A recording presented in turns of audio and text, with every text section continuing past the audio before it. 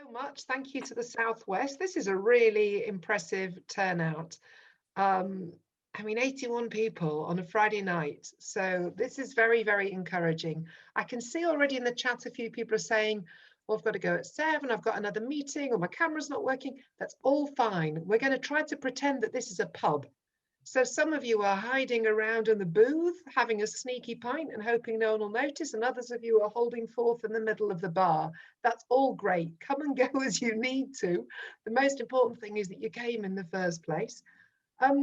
We have a little bit of a technical issue, possibly because we've got 2 people who are going to have a chat with us this evening, one of whom, Jeremy Gilbert, who's in the half darkness, but is there.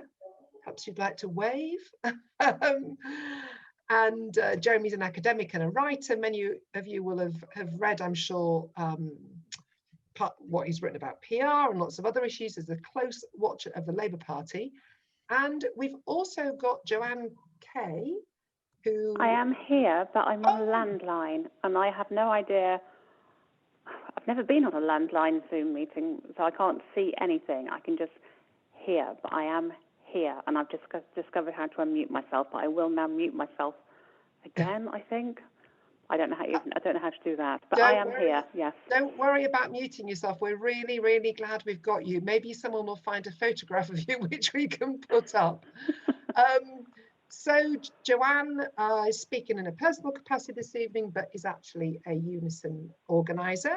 And one of the things that we wanted to talk a bit about with both Jeremy and Joanne was the role of the trade unions in the Labour Party, and in fact the part that they will play in the Labour Party's discussion about changing to PR. So the basic game plan is just going to ask Jeremy and Joanne to introduce themselves briefly, and then sort of talk for about 4 or 5 minutes each about anything actually that inspires them about PR and why they think it's a good idea. They're not yet convinced it's a good idea. They think it's a terrible idea. Then the 3 of us are going to have a bit of a chat. We're just going to see how it goes, and then we'll open the floor up for questions. Do put questions in the chat in the meantime, because if I manage to spot them and they fit with where we are, then we'll chuck them in. We want this to be a kind of enlightening and informal, definitely friendly conversation, and not a sort of stilted meeting. You look like a friendly bunch, so I'm enthusiastic and optimistic about this. I think as Joanne's made it on the phone, maybe Joanne, did you just want to say a couple of words about who you are, where you are, what you do, why you're here? Hi, so I'm Joanne Kaye. I'm the Regional Secretary for UNISON Southwest Region. In terms of where I am, I'm currently in the Forest of Dean. In a bit of the good internet came to the Forest of Dean some time ago, and tonight it seems to have disappeared across the whole of the street of a few houses where I am. But I've worked for the union for 30 years, and I'm very much an agnostic about electoral reform. I do struggle to. I don't really feel like first past the post is a big deal. I don't feel that PR is a big deal. I struggle with the whole thing. So I am your perfect candidate to try and persuade. But I do have lots of thoughts about what it would mean for us and what the implications are for us. Well, that's brilliant. And we're really, really delighted you've accepted the invitation. I was an enthusiastic anti-Brexit person. And one of the biggest lessons from that campaign was we spent far too much time talking to one another and not to people with either very different views or just people perhaps like you, Joanne, who hadn't yet quite kind of settled. Jeremy, who are you? Where are you? I'm an academic. I'm in North East London. I've been in the Labour Party since the late 80s. You know, I'm not an agnostic on proportional representation. Great. That's probably enough for now. So look, this should make for an interesting discussion. So I think, why don't we start, Joanne? Anything and anything that you feel inspired to say over just 3 or 4 minutes about maybe why you're agnostic or what you think it might mean for the party, and then we'll get Jeremy to pick some of that up, and then we're just going to have a chat. Okay, so yes, these are just my initial kind of cobbled together thoughts, really. I mean, the region of UNISON that I work in, the Southwest region, voted in January, back in the before times last year, to support a motion on PR to go to our conference to get UNISON to adopt PR, and I thought this is quite interesting, and then discovered that electoral reform is a hill that many people will die on, whether they're first past the post or PR enthusiasts.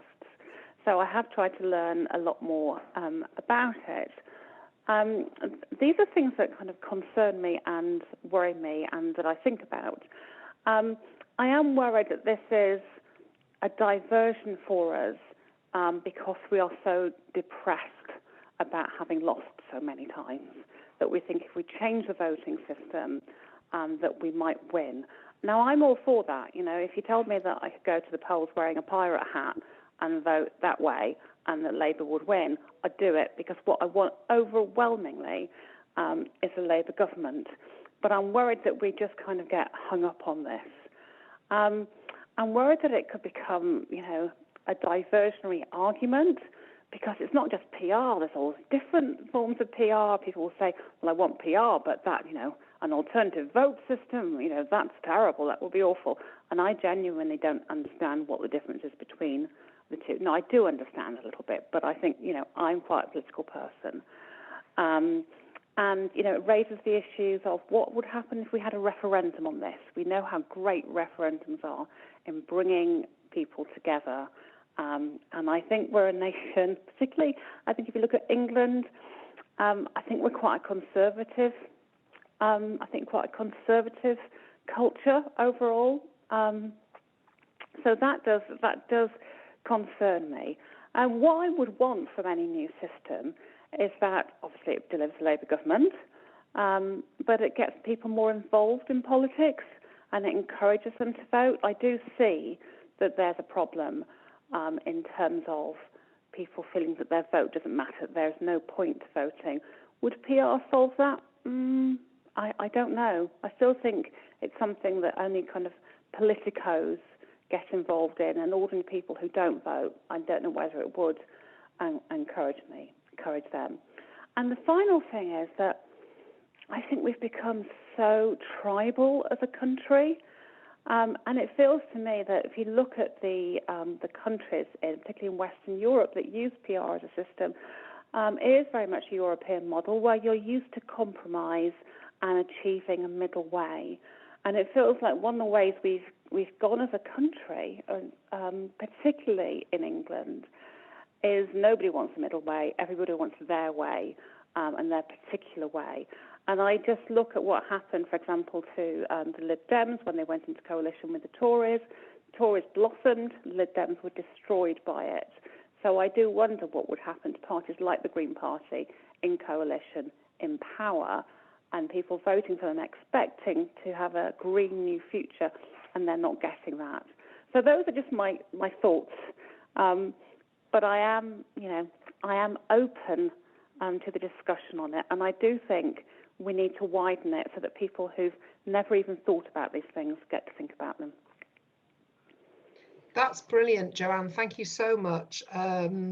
Also, isn't it wonderful to have somebody who has questions and isn't just completely certain? On which point, Jeremy, who is completely certain? Well, the first thing I would say is that, I mean, I would say 99% of objections anybody makes to PR are objections to the fact that it's not going to solve every possible problem with the British polity and society, which nobody is claiming that it will. Well, what we're saying is it's a necessary. It's not a. It wouldn't be sufficient on its own. It wouldn't achieve anything. It's a necessary but an insufficient reform. Why is it necessary? Look, the Labour Party is like one of the most unsuccessful mass political parties in the developed world. Okay, the Labour Party is incredibly unsuccessful. We haven't won an election since 2005. The Tories have won 2/3 of the elections since the Labour Party became the major party of opposition in the 1920s. 2/3. It's effectively a one-party state. Okay, more than that, I don't care about Labour government. Labour government is not an end in itself, as far as I'm concerned. The end is a reforming government. The end is a government that will enact progressive reforms. That's what I want. I mean, the issue is not, is it Labour or is it not Labour? The issue is, will it actually do anything? Given that, broadly speaking, I think the level of reform implemented by the Blair government was negligible, and and given that it was in power for 13 years, it was really wasn't successful. It wasn't a successful reforming government. It implemented some marginal reforms which were completely reversed within a couple of years by the succeeding government. And if you had told if you had told the most hardcore right-wing Blairite enthusiast in 1997 how little it would have achieved by 2010, they wouldn't have believed you, and they would have said that on any available objective criteria that would constitute a failure. Now, if you take that into account, then if you accept my premise that the new Labour got elected, largely it got it by appealing to swing voters, which in the South, which at the time were largely aspirational, sort of upper middle class voters who leaned to the right, and that's who they had to appease to get that majority, and that therefore they weren't really able to implement a very progressive programme, which is why we began to lose the North and carried on losing the North and have now lost the North. If you accept that premise, then in fact you have to then the following statement is also true. It has never once happened in the entire history of British democracy that the Labour Party has come from opposition, stood on a progressive platform, and won a convincing parliamentary majority. It hasn't happened a few times. No, it has not happened one time. The Attlee government that everybody likes to talk about wasn't coming from opposition. The Labour ministers had been mostly running the country had been part of the coalition, had been running the country for the past 4 years. That's what gave them the opportunity to commission the Beveridge report and to circulate about 300,000 copies of it nationally for 3 years leading up to the 45 election. That's not coming from opposition. Wilson in 64 got, I think, a 2-seat majority. He was then able to call an election in 66 at a favourable moment in the electoral cycle and get a good majority. But that's not coming from opposition. Blair came from opposition and got a very convincing majority. He did that by persuading, by openly, explicitly telling the City of London and Rupert Murdoch that they would each have an effective veto on the government programme. So they supported him. That's why we got that majority. It has never one time happened. For almost every one of those elections, the first past the post has demonstrably advantaged the Conservatives. You've needed fewer votes to get a Conservative MP than a Labour MP. In 1951, the Attlee government got the highest vote of any incumbent government, the highest share of the popular vote of any incumbent government in British history, and yet it lost the election because of first past the post. What was the consequence of that? 13 years of Tory rule, the historic opportunity for Britain to become the leading power of a bloc of Northern European social democratic powers was lost. The opportunity in the long term to resist, the neoliberalisation of Europe was lost. So there's catastrophic implications of that. The only times when Labour has benefited from first past the post has worked to the advantage of Labour was in the 74 election, which we would have been better off losing, much better off losing, and under Blair for the reasons I've talked about, for a couple of elections. But even with Blair, I mean, broadly speaking, what happened is first past the post benefits very narrow constituency of the very narrow section of the electorate, which is always not just to the right of Labour's natural constituency, but slightly to the right of the broad, of the majority of people. You look at opinion polls, you look at how people position themselves on terms of a range of issues, social issues, political issues, democratic issues. There has always been a kind of weakly progressive majority in this country. There's always been a majority which is broadly in favour of moderately socially liberal programme and a fairly radical reforming social democratic programme. And the reason we haven't had the governments to implement that programme is partly because we have a whole ecology which includes an extremely right-wing media, but also includes a completely antiquated electoral system, which there is a reason no one else in Europe uses it. It's not because no one else in Europe knows how to do democracy. No, it's because, it's a transparently undemocratic system. For all of these reasons, I think PR is clear. You know, first past the post is clearly, it's a completely antiquated system, and it is an obstacle to the realization of any kind of democracy. Of course, it's going to provoke all kinds of problems. I think the issue, for example, around systems, I don't think is a particularly significant issue. I mean, it was, you know, people forget this now. It was the only manifesto promise that Blair broke was to hold a referendum on PR. It was a manifesto commitment in '97, and it was broken. The commission that Blair commissioned, led by Roy Jenkins, you know, did very thorough research into the appropriate system. It concluded that a form of the additional member system will be the one most appropriate for Britain. Almost everybody who's advocating for PR in Britain agrees with that. It's exactly the system. The additional member system is used in Wales. It's used in Scotland. It's used in the London Assembly. It's already widely used in British elections. So I don't think there is a great deal of controversy, really. I mean, there are some, you know, enthusiasts who would like to advocate for sort of multi-member single transferable vote like they have in Ireland. That would be great, but it's not happening in Britain, and it doesn't need to. So I don't think there is any great controversy over it, really. In terms of, I mean, it was just, you know, ultimately it was a policy to which Labour, you know, Labour was nominally committed, which we didn't implement when we had the chance. So I just think, and ultimately I think, you know, the issue for me really is, given all the detail, the evidence I've been giving here, the onus of proof is really not on anyone who says, oh, we shouldn't change the PR. The onus of proof has to be on anyone who thinks the first past the post system is defensible, like in any way, really, for any reason. I think the onus of proof has to be on anyone who thinks it's defensible, because I haven't heard any kind of objective argument like in defense of it. I mean, for a very long time, really. So I think it's enough. Thanks, Jeremy. That's really interesting. Is there anything in there, Joanne, that you just think, yep, that's a killer argument, I'm completely convinced, I'm now going to join Labour campaign for electoral reform, or that you think don't stack up?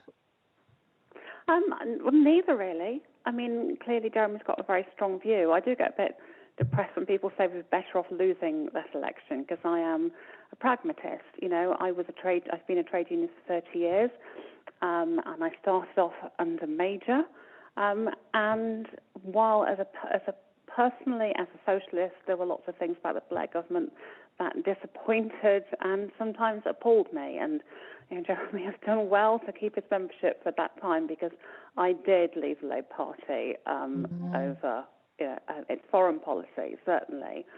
But I do know that our members benefited hugely, particularly in public services. And I do know that as a parent of small children, my life was immeasurably better under that government. So I just I do sigh internally when people say it's you know, kind of trash the achievements. They could have been so much better. But as someone whose life has been spent negotiating and trying to find the best possible outcome, life was better under a Labour government. And that's why I said at the outset, I am someone who does want to see a Labour government or a socialist government. And I do worry that the changes in systems will just produce a compromise that nobody is happy with, and that does worry me. What about the argument that this is the way to get that Labour? I mean, look, I think you know it's really clear that you're completely committed, and I think probably there's nobody here that doesn't want to get rid of the Tories. I would hope. I think they've come to the wrong meeting if they have. But the argument that Jeremy makes about the Labour Party never having actually come to victory from a position of real opposition and had a radical government, and in fact looking at the electoral maths now, does that worry you? And is that the kind of thing that people taught you when you discussed it in UNISON? What was the debate? What was the debate there? What were the things that were making trade unionists say yes or no? Or it wasn't that. I mean, I have to say, it wasn't that big a debate. You know, somebody had brought a motion to council, and there were some people, you know, a few people who were very interested, and other people went, oh, okay. And that's what worries me, that it's not something which sets people on fire. There were some people who were very much against it. There were some people who were very much in favour of it. But from a room full of about 100 people, there are about 6 people having that discussion. And that's what, in terms of we could divert ourselves into this debate, but actually it's a tiny number of people. And I guess, if I thought it would make a Labour government and a social Labour government more likely, then as I said at the outset, I'm up for anything that does that. What I want to know is that how do you achieve it? I think it is well known that Blair actually did have tentative support for PR, and then was in a government that won an amazingly huge majority and suddenly thought, oh, this system's actually quite good. So how do you get to a government? The only way I can see it is if you had a Labour Lib Dem coalition and they delivered a referendum on PR. Would that work? Would they be able to do it without a referendum? So as someone who's quite a pragmatist, okay, you can convince me that, let's say that PR would work. How do you actually get there? I'm always going to ask the question, well, how do we do that then?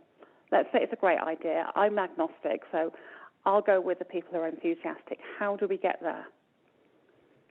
Do you want to take that one, Jeremy? Well, I would say once the party accepts that proportional representation should happen, that means the party has collectively committed itself to the claim that first past the post is an unfair electoral system. And therefore, it would make no sense not to enter into some kind of an electoral pact for one election with other parties that support it to ensure that it came about.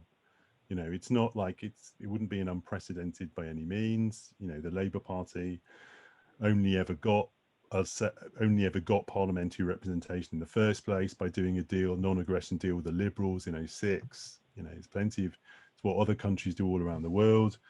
It's very easy. You just have, given that if Labour supports PR, that means Labour, Liberal Democrats, Green, nationalist parties all support PR.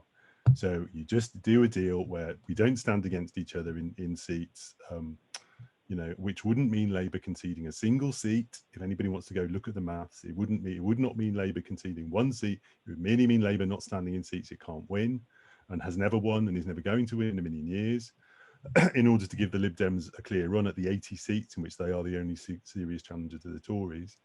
And then you would have a government, you would have a clear majority, parliamentary majority, and you could implement PR. Whether or not there's a referendum, I don't know. But the fact that a policy is difficult is not a reason for anyone calling themselves a socialist to say they're against trying to implement it. If you want to do what's easy, just continue to allow the capitalist class to have their way, at will. The fact that something is difficult is just not an argument, to be honest. The fact that there would be difficulties on the way, that there'll be unintended consequences, that is not an argument against PR any more than it's an argument for not getting out of bed in the morning, really. Can I just say, Jeremy, as someone who's been a trade unionist for 30 years, in largely conservative areas of this country, I am not one who wants an easy life. My life has been very difficult, and I have had to, and I enjoy a challenge. But what I'm saying is that if you even talk in any area of Labour, and I think it's a perfectly reasonable thing to say, look, we're never going to win here. Why would we stand? But I have sat on selection panels for seats where we are never going to win in a million years, and had people from those local parties tell me why, they absolutely want the right candidate because they're going to win, they're going to do really well. And the idea they wouldn't field anybody. I'm not saying, well, it's too difficult. I'm saying, how would you convince people in those areas to do that? How would you, we can't even seem to do deals within our own party in Labour. We can't even seem to make peace with each other. The idea that we're going to make peace with other parties is great. But I just look at the party that I'm in, of people taking chunks out of each other, never mind the Lib Dems or the Greens or Plaid Cymru. It would be great, but how do we make people take that step and think, actually, we need to compromise? Which around 76% of members already support PR. So I think 76% of members would support this programme. I think a clear majority of the membership would support this programme. There's no logical reason to saying we support PR, but we're not going to do the thing necessary to achieve it. So I don't think that will be I don't think that's going to be a difficult argument to win at all. Okay. Well, I mean, as I said, I actually don't have I'm not wedded to any of these systems. But what I do see, and I'm chair of the South West Regional Labour Party, so I am involved in seeing how local parties work. Yes, you might be in favour of PR, but that means that you're not going to stand a candidate at the next election. That's a different question. I'd be really interested to hear from people who are here this evening about whether they'd be quite happy to stand down. And I also want to hear from people, if we are going to accept that we're into coalition politics, which bit of the manifesto would you compromise over, or which bit would be your hill to die on? Because that's the mindset that we have to have, and that's the mindset I've got as a trade unionist, because that is what we do. We do deals, we get the best possible deals. That is our life's work. So I think trade unions are actually quite naturally attuned to that kind of coalition politics. I'm just not sure as a party that's where we are at the moment. Look, that's a really important point, Joanne. I listened to Jeremy speaking a few weeks ago, though, who was making the point himself about Labour's tradition coming out of making pacts. I mean, the very first Labour MPs came into Parliament with a Liberal Labour pact, and it's a bit of a myth that we've built in more recent history that this is total anathema to us. But if I can just sort of pursue this argument a little bit, it's very interesting listening to what you say, and I think you're right to reflect about the nature of trade unionism being about doing the deal and finding what's possible. I mean, the truth is at the moment that we have a kind of coalition in the Labour Party. It's not always a very happy one, but in a way that pass has already been, we've already surmounted that obstacle or not surmounted it. How much different would it really be? Would you not think there would just be a realignment? And Jeremy, to the other side of that question, what would you say to the concerns of people that this would just be a dilution of Labour politics? You can go in whichever order you prefer. Do you want to go first, Joanne? No, I'll say to Jeremy, because I did read his article on how actually, we shouldn't fear splits in the Labour Party, and that would allow people to vote according to conscience. So I would be really interested to hear what he has to say about this. Yeah, well, I mean, dilution. What? There's no point. What's the point worrying about dilution when we're not in government anyway? I mean, I think the first thing anyone who says, "Oh, I don't want to do PR and coalitions because I want a pure socialist Labour government," how are they planning to achieve that? What is their strategy for achieving that under current conditions, given it's not been achieved before ever? So, what is the magic wand that they think they've got? I mean, I say this it's not really relevant to people on this call, but people, the Tribune people who are, sort of on the hard left, proudly on the hard left of the party, they're also really opposed to PR. I want to know where is the one magic wand even Ian Lavery is going to wave, which is going to suddenly produce socialist Labour government in Britain. I mean, frankly, achieving a socialist, I mean, if you think about what that implies a situation in which Labour is going to go from where we are now to becoming an uncompromisingly socialist party, which we didn't become under Jeremy, like in 5 years. And then, as that uncompromisingly socialist party, we're going to win an actual plurality of votes in a majority of constituencies in Britain, including in England. Now, for that to have the only historic conditions under that would be such a dramatic shift from where we are now. What you would be describing there is effectively a social revolution. You're basically imagining a workers' revolution taking place. I'd be all for it. But frankly, political realignment between us and the Lib Dems is a lot more likely to happen, frankly. Now, in terms of the whole concept of dilute, there's no dilution. I'd rather have a diluted programme than a Tory government. It's a very simple answer. I'd much rather have a diluted than a Tory government. In terms of the more fundamental issue of splits, I mean, yeah, I mean, the Labour Party, as I've said, the Labour Party is a total disaster. You know, it's not normal for a major political party to have lost 2/3 of the elections in its history.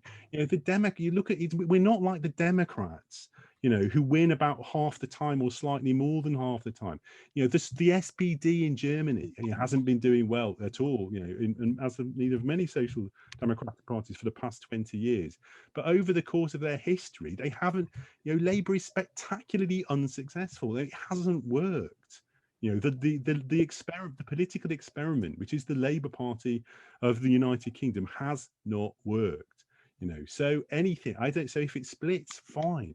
If it splits, then if the result is a multi-party coalition, which is to the left of the Tories, anything to the left, any government to the left of the Tories that comes out of that is preferable to a Tory government.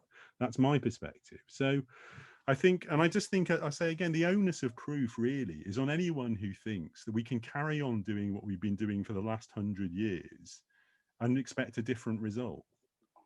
Because we've known the results. I mean, the things I'm saying, it's not a hypothesis, it's not a theory. These are just hard historical facts. That is the success. I mean, this is absurd kind of British exceptionalism in the British Labour movement, and the fact that people really don't know anything about European politics. They think the Labour Party is like really good. They think the Labour Party's been really successful because one time, 70 years ago, in the wake of a world war, we got a socialist government and we got a slightly better reform package than they got in the United States, which is the only other country we know about. Therefore, that's what we compare ourselves to. You know, the condition of the welfare state, wage rates, the share of the gross national product that goes to people in wages is worse in Britain than almost any other country in Western Europe. Okay, the British Labour movement, the British Labour Party is not a success, a political success story. Our one success is in fact, you know, in the level of union concentration that we still have, especially indeed in the public sector. Now that is a success story. That's something for us to be proud of. But apart from that, on every other indicator, you know, we're a disaster. So what are we preserving? What are we trying to save? Oh, I agree with absolutely everything. I agree with absolutely everything Jeremy has said there. You know, if I was on screen, you would see me nodding, you know, virtually clapping and cheering. And I do think that's a really important point, that I do think there are some in the party that think, you know, if we just go far enough to the left, something will happen and people will vote in and, you know, everyone will throw their hats in the air because they're voting in this incredibly radical government. And in the last election, it did feel like we were throwing sweets at people in order to say, look, you know, everyone will get free sweets every week. And it just hasn't worked. And I think the idea that we are going to have to, you know, we have to settle for something which is better than the Tories, and people get really pissed off about that. Sorry, excuse my language, but, you know, I have discussions with people in the party and they go, yeah, but surely it's not enough just to be better than the Tories. And I think, well, some days actually it is.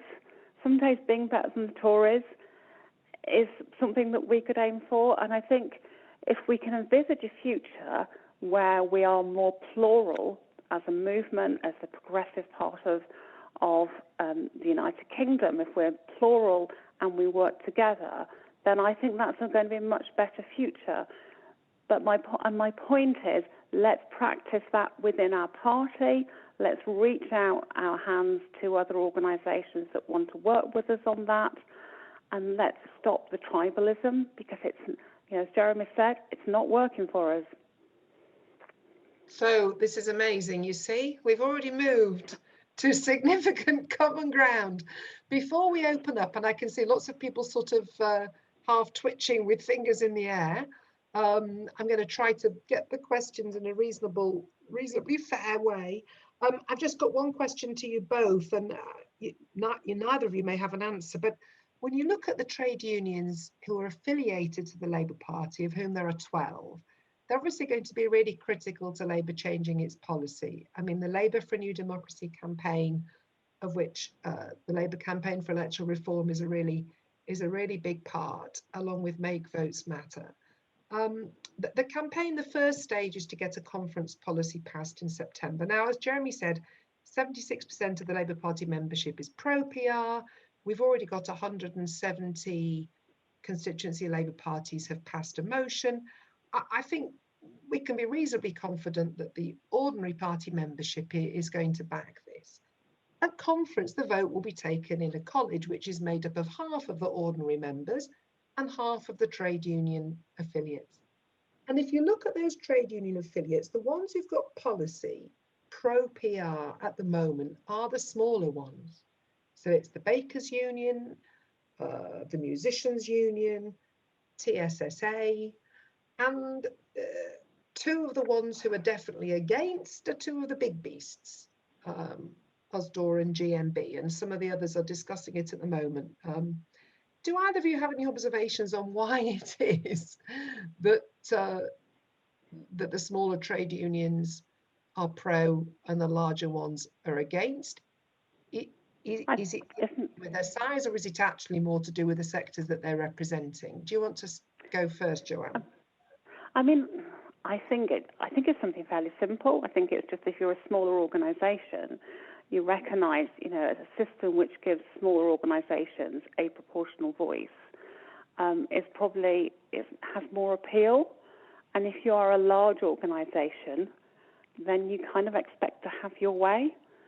And you presumably think that first past the post benefits the two, big beasts, if to use your words, in the political system. And I think there is also, on those kind of big labour unions, I think there is a real sense of not wanting to lose that link between the local party and MPs. For example, open selections has been a big issue internally to the party, not to anyone else, but internally to the party. And how would that work? And people who want to kind of hold their MPs to account and have the chance to throw them out of office if they want to. How does that work under PR when you don't have necessarily that local link? So I do think it's, and I do think I'm probably going to be really unpopular amongst my trade union colleagues for saying this. I think there is a bit of a small c conservatism in a lot of our movement, that we've always done it like this. I've worked for uni for 30 years and I still get told we've always done it like this, and I think, yeah, I know that, but actually changing it is good. Yes. So I think it is a bit of, this system works for us, we've invented it and it works for us, but as Jeremy said, it's not that successful for us. Yeah, maybe it's not really. Jeremy, do you have anything to add to that? Well, I agree with everything John said, and I also think, while I kind of respect the call for, to avoid tribalism and factionalism, on the other hand, there's a reason why the kind of traditional right, not really the Blairites, but the traditional right of the party has been historically hostile to PR. That's one of the reasons Blair didn't do it, as a compromise with them. And USDOR and GMB are the absolute strongholds of the traditional right of the party. And frankly, the reason is they've built a very nice system for themselves, where for their officials, both in the Labour Party's regional bureaucracies and in the members of Parliament's offices and in the union bureaucracies, it really doesn't matter who's in government. They're all right, basically. Their primary objective is not Labour government or a left. It's only a Labour government, which isn't really going to change anything. And in fact, they see they definitely would see PR the situation we have now, where we don't have PR and also we don't have open selection, we have neither of those things, means there's a huge amount of power concentrated in the offices of MPs in places we have Labour MPs. That's the case all over the country. You go anywhere, you talk to anybody almost who's got a Labour MP. Like, we all know this. They're very powerful. They have very strong union bureaucracies, and of course they don't. And they're more. And it's very clear from their behaviour during the Corbyn leadership that ultimately they place maintaining that power above the goal of Labour government. Frankly. So I think it's not at all surprising, but I think it's also it's those smaller unions have many of them have only come around in the past 10 years or so, and I think the Labour movement as a whole in this country, I think we always have to. I'm always saying this because people in my part of the left are often frustrated by the conservatism of the unions, which Joanne was talking about. But if you compare the unions, you compare unions like Unite and Unison to where they were 10 years ago, 15 years ago, 20 years ago, on a whole range of issues, from environmental issues to the willingness to endorse a radical program for government, and including in some cases constitutional issues. They've been moving, by their standards, by their kind of dinosaur standards, they've been moving very fast in a progressive direction. And I think we have to be, to some extent, we have to be patient, but we have to keep working with them. And I think we do have to keep talking to them. We have to keep talking to them about to people in those unions. So I'm not I'm much less. I'm fairly optimistic that we can bring round enough of the unions. I don't think we're ever going to bring round USDOR. I don't think we're going to bring round USDOR and the GMB. I mean, but I don't think we need to. I think we need to work on Unite. Obviously, as much as anything else. That's probably in the balance. Great. Well, on that optimistic note of another consensus between Jeremy and Joanne, I'm going to open this up to people. If you are technically minded and can get the little yellow hand in the corner of your screen like Joan Hewitt, then great. If you're not and you want to wave your arm around, then feel free to wave your arm around. And I might not spot you all because I can only see one screen at a time, but Rob and Robin, I think, are going to give me a hand. So I'm going to start with Joan Hewitt, and then Scott Piercy, and then we'll take it from there. Joan. Hi, I'm from Tynemouth in the northeast. I am 75, so I've been retired for 10 years. But I just want to say I'm a big proponent of PR, and that is ever since one of my jobs, I taught English as a foreign language, and one of my most interesting jobs was to be teaching European trade unionists social English in various countries in Europe. They were brilliant occasions, and we ran courses in Northumbria University for European trade unionists here. I learned so much from them. I learned the way the Swedes and Finns and Norwegians all have different ways of conducting meetings, but it all seems so much more adult than the way our meetings were conducted, because there was opinions which were different and compromises were reached, but things were done. Okay, I'm coming to my question now. We've got all these members, we've only who are in favour of PR. Oh, by the way, I've got a German husband. This is one point I do want to make. He says he used to think British politics was interesting, more interesting, because of the puppet show that is PMQs. And he said, politics that is interesting is for entertainment. Boring stuff happens where things get done. People chip away at an argument and reach compromises. I hate PMQs now. I admit I watch it, but I hate it. I would like to see much more boring PMQs. Okay, my question is, I'm going to put a motion to our local Labour Party. How did those people who have achieved it, would anyone here just like to tell me how did you convince the biggest objectors? What was your most successful strategy? I've been very impressed by what Jeremy says. Okay. Okay, that was a longish question. However, there was a question in there. Just going to take one more from, I've written some names down. I'm going to take Scott Piercy and then go to Jeremy and Joanne to answer whatever they like, and then I'll come back to some of the rest of you. Scott. Oh, yeah. Hello, I'm Scott. I'm from like Merseyside, like near Liverpool. And I suppose the one thing, I'm actually a big proponent of PR. But it's quite interesting because unlike, I'm kind of in the middle between what Joanne said and what like Jeremy said, as in I'm actually a pragmatist. I'm like a pragmatist, but I'm for PR because I'm a pragmatist. I really think that the first past the post system, just isn't made for the modern Britain.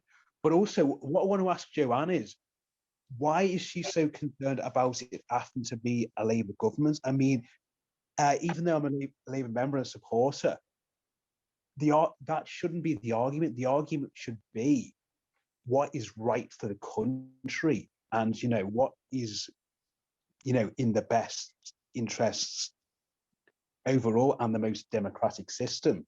It shouldn't be a case of what is the best what is best for Labour. If basically, I also want to see more parties working together as opposed to working against each other. And I just wonder why, from what I was hearing with Joanne, it's just this kind of what's best for Labour, what's best for Labour. And of course, as a Labour member, I always want to see Labour do well. But I don't think, Labour should just win because they're the only party that is the opposition. They should win because they're offering what is the best arguments. And that's just basically what I want to ask. I just want to ask, why is it this sort of what is best for Labour? It's a very sort of tribal attitude that it's got to be what's best for Labour all the time. And I just wanted to understand that. Okay, thanks for that. Jeremy, do you want to respond to either of those points? Yeah, I'm not the best person to say like which arguments have worked in the I haven't done the motion. I'm too lazy to take a motion to myself. That's all right. We'll torture you with evenings instead. But I don't. So I haven't done it, and I haven't. I made all these. The last time I had to make all these arguments to anyone to get a motion carried was at my Labour students branch in 1992. So that one, I basically said the same stuff I've said today. I think someone else who's done it recently should probably answer that, to be honest. Yeah, we can pick that up, definitely. We'll ask Mary Southcott at the end to give us the magic recipe.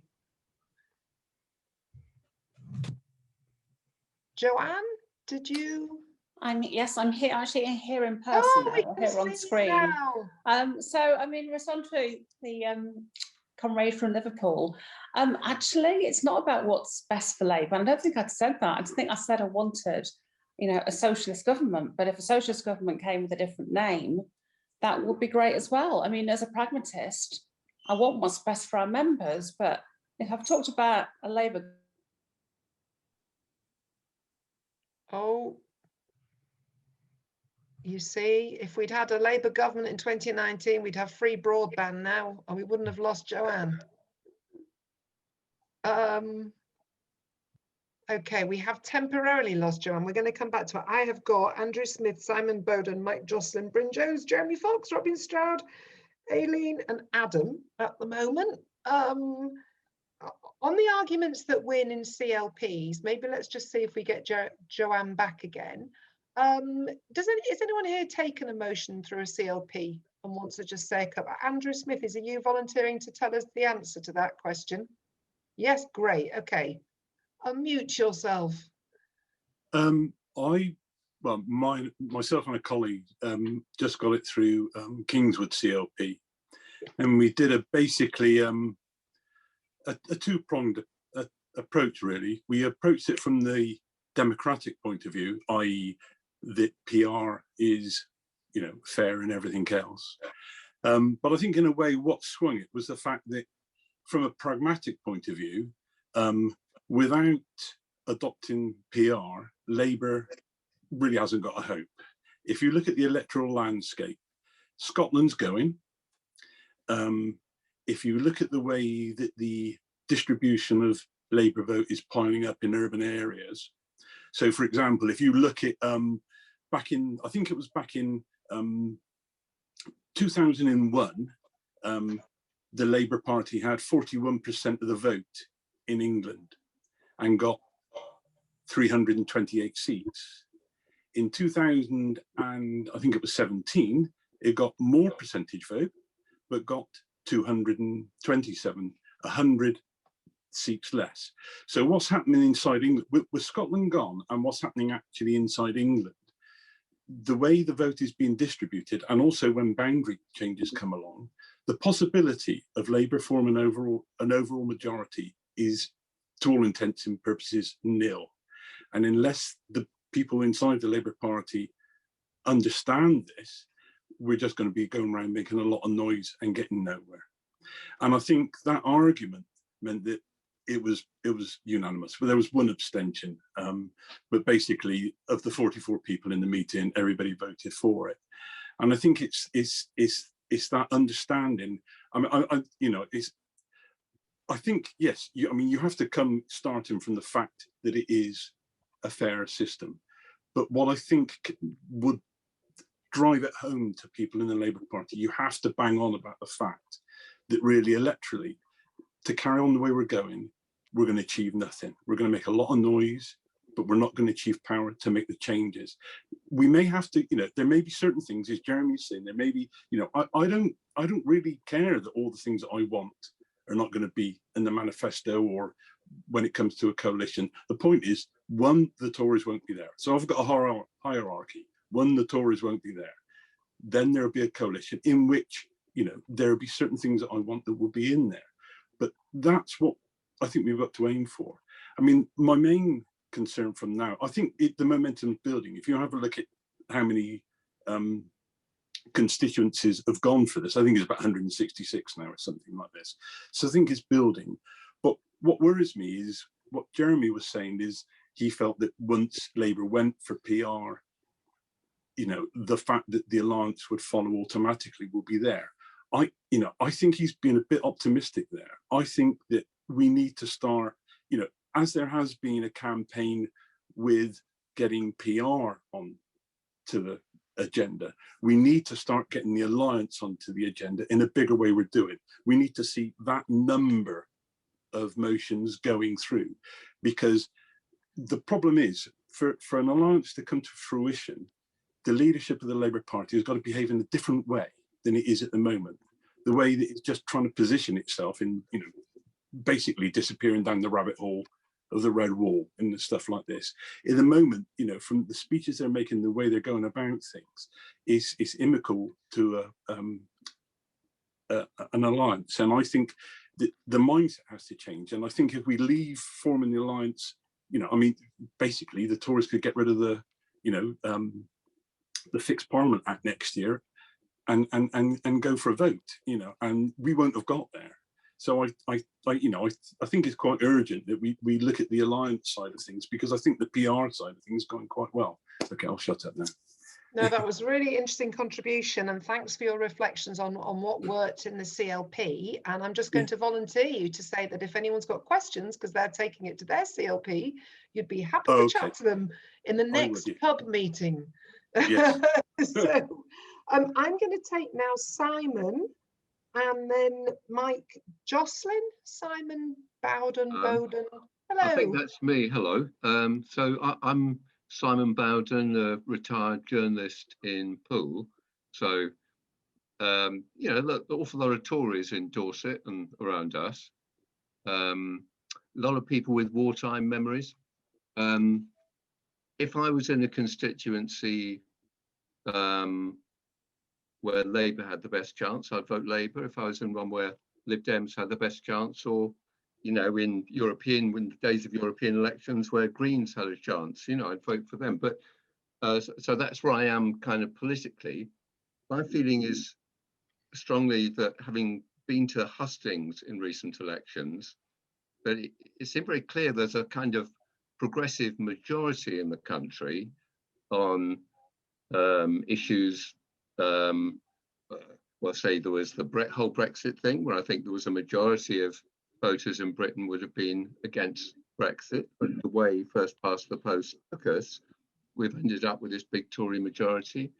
Or issues like tax justice versus in relation to multinationals or tax havens. I think there's clear majority, and global warming and the need for international cooperation was a huge theme, where only UKIP and the Tories, you know, were kind of very much in the minority. So I think PR should deliver at the actual policies that the majority of people want. And so this is a statement, I'm afraid, but you know, I'm from the media background. You can pretend it's a question if you like by putting a sort of inflection in your voice at the end of the sentence and asking Jeremy to comment. I'll do it like that then. But you know, I worked in Westminster for a while as a political journalist, and it was so patent the kind of variety of red scares that came up. Either it was to do with somebody would give away all our nuclear weapons and be a wimp, or it was a tax bombshell, or it's Red Jeremy, and all that stuff. And it just seems to me PR will do away with that big scare factor, that people know there will be more continuity in policy, and you're not going to get something which is seen as very extreme and probably something that manages to frighten people that discover they've got 100,000 quid or more value in their home and they don't want anybody to come and take it away, you know, which is the big English issue, I suppose, financially, you know. So I think PR, would you agree that PR might help us to escape from this kind of red scare media tactic? Very good. We knew there was a question in there. Jeremy or Joanne, either of you want to reflect on that? Joanne? Is Joanne here? Have we got her? I think we might have still lost Joanne, I'm afraid. Jeremy, yeah, what do you think it might? Well, I think it will definitely be a contributory factor, but as Andrew points out correctly, I think it'll only have that effect if we are able to sort of change our political behaviour and sort of take advantage of the opportunity, which the whole sort of, you know, debate around PR and possibly introducing PR would open up for that, for, you know, to build some sort of common cause with, you know, with other parties. I mean, I think, you know, Andrew does make a really compelling case that probably I'm so tired of arguing for the Progressive Alliance that I've tended to take the view, let's get the PR vote won and then it'll be, I don't think it'll follow automatically. I think within a couple of years the arguments against it will be much harder to resist. But I think Andrew made a fairly compelling case actually. That, I mean more, it looks like the argument for PR is already won with the membership really. So it probably is time to start, you know, making the argument. You know, back in 1991, I tried to get Labour students nationally to amend its pro-PR motion with a pro-Progressive Alliance motion, and I failed to do that because the block of Scottish Labour MPs, Labour delegates, were convinced that Labour would introduce PR and get over 51% of the vote and therefore not have to form a coalition. So I'd like to ask those Scottish Labour delegates how they think that's going for them now. But yes, I think that's not very well. It's not gone very well. But no, I think that's all very compelling. I think this point about the red scares in the media, I think it's a good point, and I think it does speak to something we don't talk often enough about in relation to the issue of Progressive Alliance, which is also, I mean, Labour members do really, we have a set of common interests with the other parties, like including the Lib Dems, which extend beyond reforming the voting system and implementing a vaguely progressive system. It's also the fact that we have a, you know, they also suffer from a kind of hostile or indifferent media the way we do. I mean, one of the sort of things that is really striking, it's only something that occurred to me when I was writing about it sort of this time last year, is that Labour members are every single Labour member, apart from, you know, some very right-wing ones, it is conscious that we have a media system which is biased against the Labour Party, but they tend to imagine it as if we just have as if the media and our political system and political ecology are just anti-Labour, and it's not really accurate. What's more accurate is that they are pro-Tory. You know, they don't do the Lib Dems any favors. They don't do the Greens any favors. You know, they'll give support to the far right as part of a factional contest within the Tory party. But essentially, they only do that to help the Tories, really. I mean, they did in the long term by kind of enabling Farage to kind of push the Tories into redefining themselves as an English nationalist party. They did the Tories a massive favour, because we can see they got the best vote share for a generation. So and I think that is a really important point, that we have a whole political media ecology which isn't just anti-Labour, it is pro-Tory. That is the reason why we should be making strategic and pragmatic alliances with everybody else, every other agency in civil society, including other parties. It's not just other parties who suffer from this. It's not even just other parties. It's also anyone in the NGO sector. They're in constantly in despair about the way the media presents issues, for example. And we have a much more convincing case on the doorsteps if we're saying to people, for whining at people about how the media misrepresents us. If we've also got Lib Dem politicians making the same cases, we've got people from NGOs and the charity sector making the same case. No, we do. I think that's so. I think Simon is completely right about the potential, but I would underscore Andrew's point that none of this isn't going to happen by itself. It's not just going to automatically happen, and and also we have to remember that the right and the Tory press and the Tory media, if they see this coming, they will do everything they can to attack it. They will do everything they can to disrupt it. They will be very conscious of that this project of building this coalition will pose a threat to a set of privileges they've enjoyed throughout the history of British mass democracy, and they will come for it, and they will try to undermine it. And then so we have to anticipate that and be willing to be willing to fight, I think. It's great, Jeremy, to have you. I'm sorry we've lost Joanne, but it's really interesting to have your perspective. I'm going to ask Mike Jocelyn, and then I'm going to slightly buck the system. I'm going to ask Samuel Kind, because with no offence to most of us, Samuel looks to be on the younger end of our audience. So, I mean, it's great being middle-aged. I'm very happy that we're all here. We're all very wise, but Sam looks, so Mike Jocelyn and then Samuel Kind. So that I can remove any doubt whatsoever about whether I'm asking a question or not, I'll ask all of you, do you want to continue living in a preposterous, illogical, undemocratic, unrepresentative system of running the government? To elaborate on that, I realise the ridiculous nature of the way this country governs itself some 40 odd years ago. Personally, you couldn't run a small business in the way that we attempt to run this country. We're riven with divisive press, media. The House of Commons is like a no-go zone in a battle.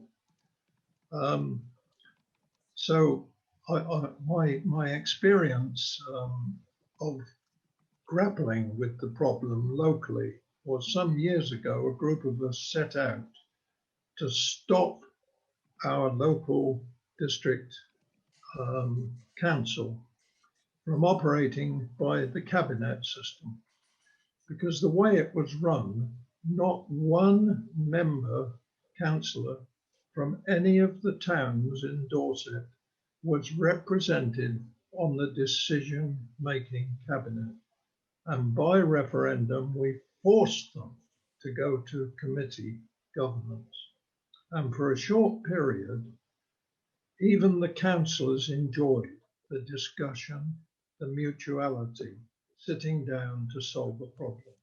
I would put this same question to you all if you were lifelong Tories. And in fact, on the street, when we were canvassing for signatures, I did ask somebody who was obviously a Tory. And he asked me why we were getting signatures. And I explained to him in plain and simple terms whether he felt it was right that a council could have a majority of 1 or 2 seats and then make every decision exclusive to that particular party. It's a recipe for disaster. Okay, I think you're now cheating on the definition of a question, slightly. Well, that may be so, but the point I'm saying, I'll retire with another question. Don't you think we should stop being tribal and try to solve our problems in a unified and sensible way? Because the way we are going on at the moment, nothing is going to change, and it is not a democracy. We are just not represented in proportion to our votes.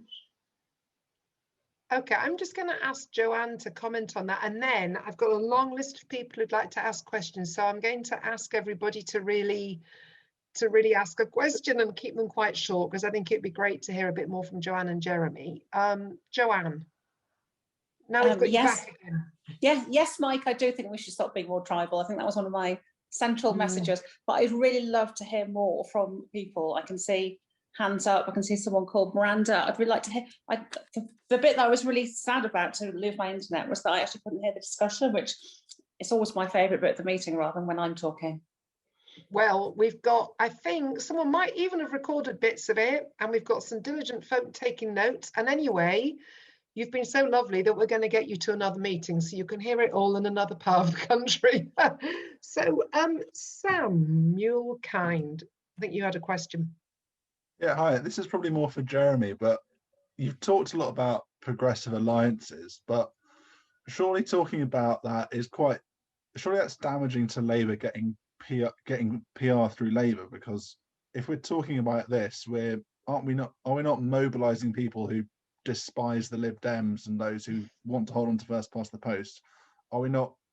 Surely we should divorce the two debates to get this through first, to then let everyone else figure out later that all this means we should probably talk to the other parties. Well, like I already said, we should, but I think we've already won the argument on PR, to be honest. I think we're already there. I mean, we haven't made the formal processes, but then nobody is really, hardly anyone is defending first past the post. I also just think the people who hate the Lib Dem, I think, you know, sooner rather than later, we have to tell people to grow up, really. You know, that people who are, I mean, I always say the same thing. Like, I consider myself on the far left of the party, but I think anyone on the left who's happy to be in a party with Wes Streeting, you know, shouldn't have any problem being working with any Lib Dem that either. You know, so, and I think people have just got to get over it. I mean, it's just, I'm sorry if you consider yourself on the left, but you think that somehow there's some sort of essential difference between, you know, between someone who happens to be a Lib Dem and someone who's in Labour, when the people in Labour can include sort of Rachel Reeves and, you know, Ian Austin until last year, then you just don't understand how politics works, and you don't understand what the Labour Party actually is, really. And so I think people need to be educated. So I don't really, I recognise the problem, but I don't really think, I'm not sure there is I'm just not sure that, to be honest, as well. I haven't really, but I don't know. I mean, I would say, you know, if you'd asked me that question before Andrew made his intervention, I'd have said yes. Like, it's because there are lots of people who are in favour of PR who, there are lots of people who say they're in favour of PR, but they hate the Lib Dems. But I sort of think I'm quite persuaded by Andrew's comments, and partly just by the fact that I think Andrew's right, that it's going to take time to win the argument on Progressive Alliance. And I do think we've already won the argument on PR, really. I think it's a formality. I mean, I think the issue, something none of us have talked about yet, but I think probably is an issue. I think we have won the argument with the membership on PR. I don't trust the current leadership not to try to stop it happening, to be honest. I have to say, I don't. I think that will be the fact that the party is about to pass a motion, that the members are about to pass a motion on PR that the right of the party won't want passed, will be one of the several reasons they will be trying to make sure conference doesn't happen this year. And if they can stop it happening next year, they will as well, in my opinion. So I think we have to watch out for that. Well, and I think that's also one of the reasons why, despite the fact that I think all the evidence is that the argument is won, it's not all over till the fat lady sings, you know. We've got to also get the motion through conference. And that's why it's important that we're continuing to build this momentum. We have got about 15 minutes left and we've got nearly as many hands in the air. So I'm going to ask Bryn Jones and then Aileen. You got quick questions? Yeah, question. Yeah, question to Jeremy, and just so there's no misunderstanding. I've worked with Jeremy in the past. We're on the same page politically, but I'm just concerned about this whole strategy here. Nobody can deny PR would be a progressive change, and it's desirable and it's necessary. The problem I see is the strategy of putting the cart before two different horses. Firstly, as Joanne said, I'd like to ask Jeremy, doesn't he agree that a big focus on PR could eclipse other governance issues of equal democratic importance, House of Lords reform, MP recall, and so on. So that's one point, that a big campaign like this on a single issue, as we saw with the People's Vote campaign over Brexit, if that fails, you put all your eggs in one basket and you sock. Second, related to that, the example of the People's Vote on Brexit, I predicted, and I had no great satisfaction with this, I predicted before the election that Labour would lose because they were appealing to the wrong voters. They were piling up voters in so-called Progressive Alliance votes, in Progressive Alliance seats, and not focusing on the votes they needed to win, which has now become known as the Red Wall. So we're not going to win. I'm almost certain about this. I've gone over the electoral statistics again and again. We are not going to win an election with a Progressive Alliance strategy. We've got to win back Tory voters in those seats where Labour is the second party of the Tories. And we'll be within a few seats of doing that. I don't agree with the Starmer strategy for winning over those, but that's the electoral reality. And Jeremy, I want you to see if you acknowledge that. Thanks. Well, Bryn, it's good to see you. Your reading of the data is different from mine. I don't think that there's a lot of those red wall seats. There's plenty of them we lost because Lib Dems, because Remainers switched to the Lib Dems or didn't vote. You know, it's in any one of those seats. You know, we only have to lose the plurality to lose the seat. So it's very difficult to make claims, convincing claims about exactly which votes we lost and exactly which votes we gained and which ones we have to win back. And my view is that we are not going to win back the Tory voters, because the Tory voters mostly voted Tory as an expression of their material interests. You know, not for symbolic or ideological reasons, you know, but because they know the Tories will protect the value of their assets and will prioritise protecting the value of their assets above everything else. So I just don't think it's doable. I don't think we won't win a parliamentary majority on a Progressive Alliance strategy, but the Progressive Alliance strategy is not to win a parliamentary majority. It's to deprive the Tories of a majority across the country without, by activating, by pursuing an electoral strategy, which means we don't have to concentrate exclusively on winning, winning over Tory voters. So that's my response. I don't think. I mean that's not the. That's my response on that really. And I think. I don't think there's anything else I can add to it really. This is great. We can have another meeting in the pub on that question alone. Joanne, do you want to say anything? Or are you happy to carry on listening to other people's points? Yeah. So Aileen, you've patiently had your little yellow hand up for about half an hour. Okay, my question I'm bringing from a meeting last night where Adam and I tried to persuade a young Bristol very left-wing audience in Momentum to support a electoral reform motion, and we did not achieve our aim. We felt last night that with that group of people, they're really, really focused on getting a government elected that's got a democratic socialist agenda.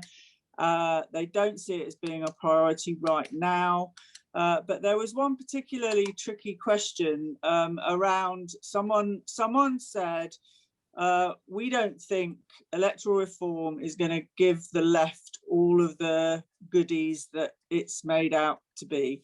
And they pointed to Ireland and they said, look at what's happened to Sinn Féin in Ireland. They had a huge vote. The other parties ganged up on them in a coalition, decided on policies behind closed doors, and then everyone in Ireland got policies that nobody had voted for. I had no idea how to answer that, apart from going back to your first point, Jeremy, that nobody's saying PR is going to solve all the problems. But I suppose what I came out with last night was a great discussion, very engaged discussion that went on for a long time. So that's good. People were listening, but we've got work to do amongst the young left socialists in Labour if we want to get them on board. And that was a particular question I brought from last night that I couldn't answer. Well, again, I mean, that's just a version of the same objection. You know, it's a version of the same objection. You know, you always get. You know, people are always telling me, "Look at Germany. They haven't had a social. They don't have a communist. They're not communist. Therefore, PR is bad." I mean, it's just not it's not a logical argument. I mean, they've got to make an argument again in favor of as to why it's better to stay with first past the post. You know, I think, and I think. You know, I think you've got to ask them in that context why, you know, what it is they think is going to happen that is actually going to make a socialist Labour parliamentary majority under first past the post a realistic and plausible historical outcome, like within their lifetimes. What is the magic thing they think is going to happen that makes that happen? I have to say, it's not. It's not. I mean, the current Momentum leadership, I know, are in favour of PR. So it's not true that Momentum, like nationally, are against it, and I don't think the majority of members of Momentum are going to. Momentum is probably going to hold a vote for PR this year, and I think we're probably going to win it. So, and I just think you've got to. The point is, I think you've got to think of this more in sort of psychological terms. To be honest, if you're talking in places like Bristol, Manchester, some of those Momentum strongholds.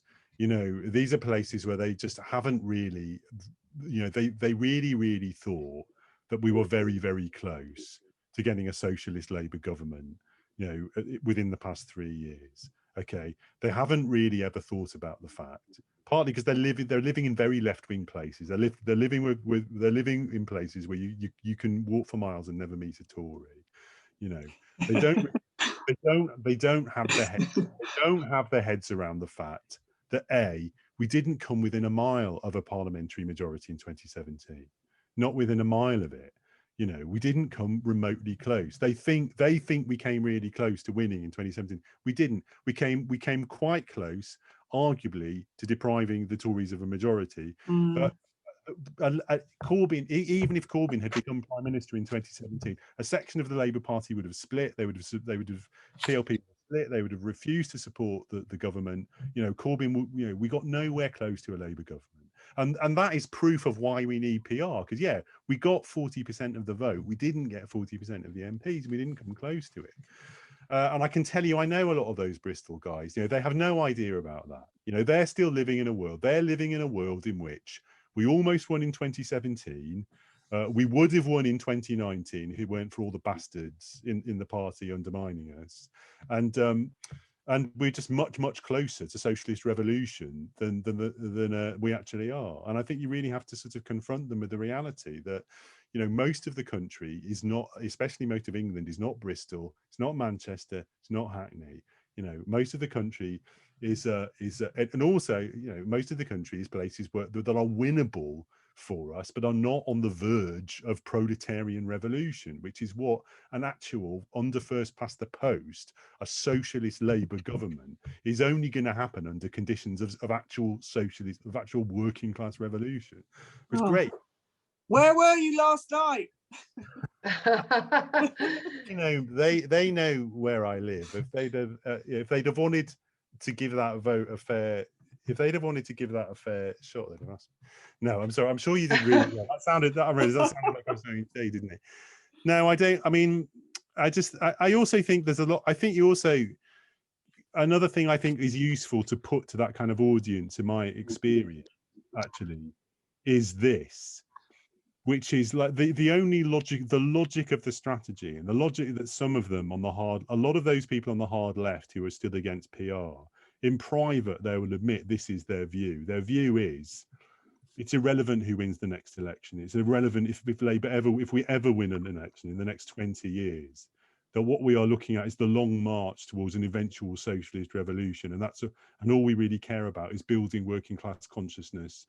And PR and coalitions and having to do with Lib Dems weakens working class consciousness.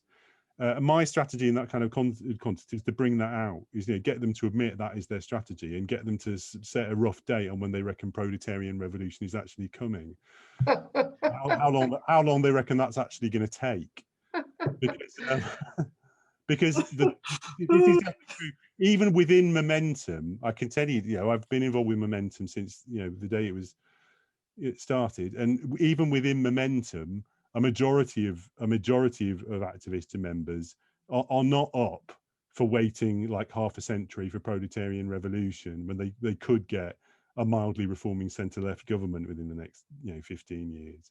But so my advice in that context is to draw out that is the logic of the position that they're taking, and that's the logic of what they're trying to get people to go for. Because I mean, to be honest, I mean, just practically, you know, most of the real anti-PR people in Momentum are trots, basically. Really, they are, and they know that there's no popular base even within the movement for that politics, and so they if you can sort of bring it out, then you can usually win the argument, I think. There you go. Did that give you some ammunition for next time? I hope.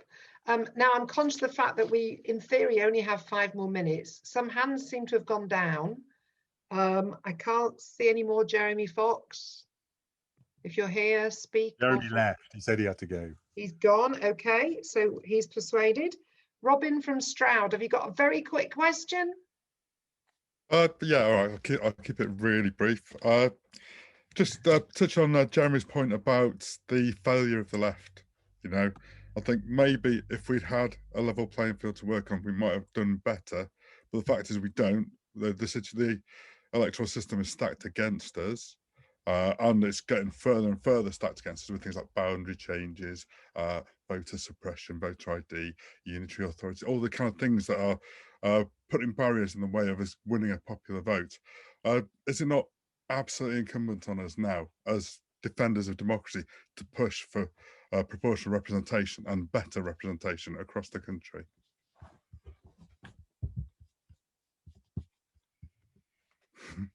Jeremy, you're allowed to just say yes if you like. Yes, it is. Also, I realise I didn't answer Bryn's first point earlier about whether it's a mistake to focus on PR exclusively. And what I would say in relation to that is that this, based on my own experience, of course, in principle, the argument for PR has to be only one part of a much broader critique of the absolutely degenerate state of parliamentary institutions of democracy in Britain. Of course, the House of Lords, for example, is a complete embarrassment. But I would also say, in my experience, that argument has been used to kick the specific issue of PR into the long grass time and time again since the 80s. You know, I've seen both the right and from Roy Hattersley in 1988 through to Rebecca Long-Bailey's leadership campaign last year. You hear this every single time. They'll say, we're not going to talk about PR now. Let's talk about the House of Lords instead.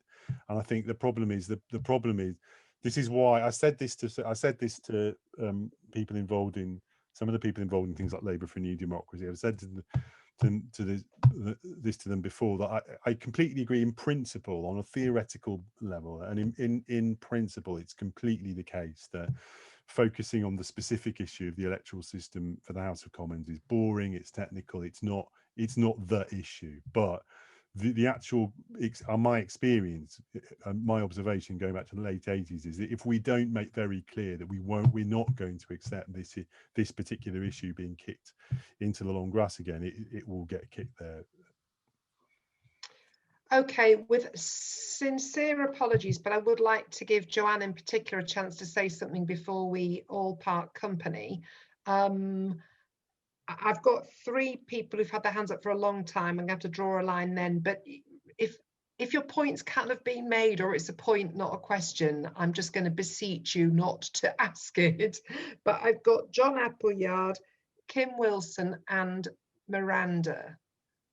So if you can be like mega disciplined, because I really would like to have, perhaps if Jeremy agrees with this, I'd like to perhaps give the last word to Joanne, who we lost for a little while. So John Appleyard, have you got a quick question?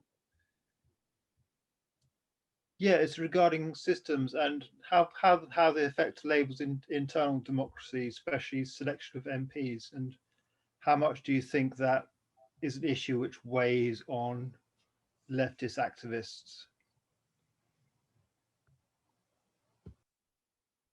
Okay, I'm going to take the next one, which was Kim Wilson. Yes, can you, so my point is, will the current Labour leadership accept PR if there isn't a popular support for it, so we get over the 50% sort of threshold with the YouGov? Okay, and finally, Miranda. Yeah, I was just interested in the potential for the Labour Party to split as a result of PR, and whether the guys had any kind of comments or thoughts on that, whether it was a good thing, bad thing, etc. Okay, great. So I'm going to ask Jeremy first, and then Joanne for final thoughts, including whether she's any nearer to joining Labour campaign for electoral reform. Jeremy. I'll try to keep it quick. I think on internal selection, I think, well, does the electoral system have? No, I don't think the relationship between, you know, potential electoral systems and Labour's internal systems does. I don't think it does have a lot of bearing on how people are thinking about the issue. But I also, I think, so no, I don't think it does have a lot of bearing. I mean, I do think that we have to, I think probably, I think they could only help for those of us arguing for PR if we do support open selection, for example, to make clear that we do, because I think that is an issue which sort of reassures the left that, and I just think it's important, you know, it is crucial, because of course the problem, you know, what happens in some countries, you have PR and you have very weak internal party democracies, that you end up with a situation in which the central party exercises really centralized control over party lists, and you know, it's worth making clear to people that's not what we want. On the issue of Labour splitting, I just think, well, I mean, I just don't think, I mean, asking whether it's good or bad that Labour splits is just like as asking whether it's good or bad that it rains tomorrow. I mean, it's not, it depends on the context, it depends on the nature of the split, it depends what else happens, but I've got no problem with it in principle. I mean, in PR almost certainly would split both the Tories and Labour, because they are both artifacts. I think as political formations, they are artifacts of a sort of two-party, of the first past the post system. So it almost certainly would split them, I think. And what was the other one? I can't remember now. The other one was about the leadership, which maybe I might. Oh no, or well, no, go on. No, sorry, you come in. I would say no. I don't think they will. The leadership will use the fact that Tory voters in the red wall don't like it or don't care about it as an excuse to not do absolutely anything we can think of, in my opinion. So I think they will resist it for that reason, probably. What do you think, Laura? Are you gonna? Well, yeah, I'm a bit more optimistic. That might partly be because I've committed to working for this campaign, and otherwise it would be depressing. I think the latest YouGov poll had 44% of people across the country supporting it and 48% of the people in the under 35 category. I don't think PR is a make or break policy for people in many parts of the country, but it probably is make or break for our cooperation with the other parties. So although I agree with the tactics of publicly campaigning for PR first rather than progressive alliance, the real story is that the leadership will understand that a progressive alliance is the only way to eventually win, and it will understand that the greatest sign of faith for that is agreeing to PR. And although it won't say any of those things publicly, I therefore think it probably can be persuaded to back PR. I also think that Keir personally is open to it. Obviously, we know there are a couple of people in the shadow cabinet in key roles who are very against. So yeah, look, it's not easy. There's a mountain to climb, but I think it's a climbable one. But let us see. I'm going to say thank you to you for the questions now, and I think I'd like to finish with Joanne and any reflections you've got, and whether you'll come back again to another part of the country. I mean, I am persuaded that if we can embrace a kind of progressive plural and diverse progressive majority, you know, I think that's a good thing. And as I said at the beginning, as a trade unionist, then I have worked with, you know, the progressive from a range of parties to try and get the best deal for members. One thing that I often run sessions on women and power and getting women involved in politics. And one thing I often say that's the biggest barrier is that we have a political system which goes back to, you know, the Magna Carta goes back 800 years. And we are ridiculously and stupidly proud of that history. And that's a real barrier for us because, you know, when you try and get working class people and women involved in politics, it is a bit like getting cats to come and compete in crufts.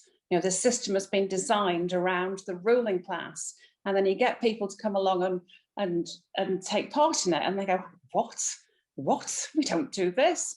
And I think that's part of the challenge of PR. I think changing our ancient, outdated, antiquated system is part of that problem. And I do think sitting it within constitutional reform, votes at 60, which I think somebody mentioned in the chat, is the way to go. But I just can't agree anymore with Jeremy.